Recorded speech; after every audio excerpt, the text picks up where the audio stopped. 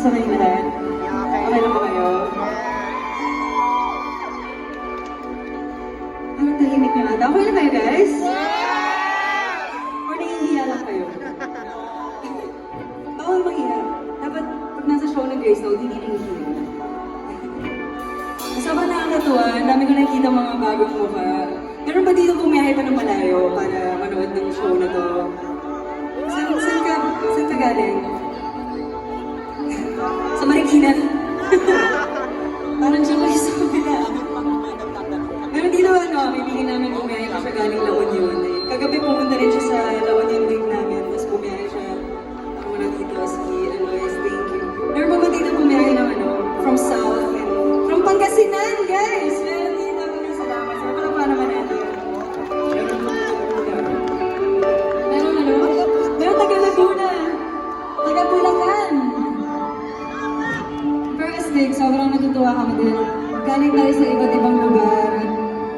Hindi man natin alam yung kwento ng bawat isa, pero alam mo yun, parang nagiging isa tayo sa moment na to, kaya sobrang natutuwa kami.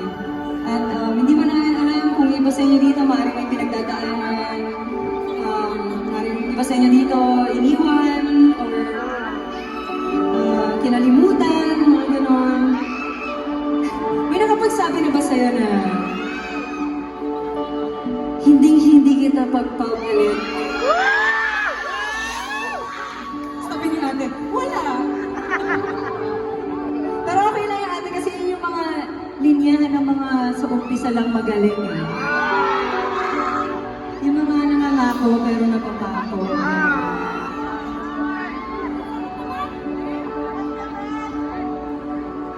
Tugan namin kayo para sa mga may pinagdadaanan. Sana maging yakap tong susunod na atindahin namin.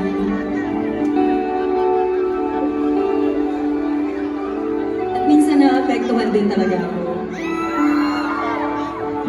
Kalain mo yun, sa ganda kong to, naapektuhan pa rin. Ang tanong, may karapatan ka bang maapektuhan? Pero guys, bago namin ito kantagan, just a friendly reminder. Everyone, dun tayo sa may pakialam sa feelings natin. Natin na ito apektado.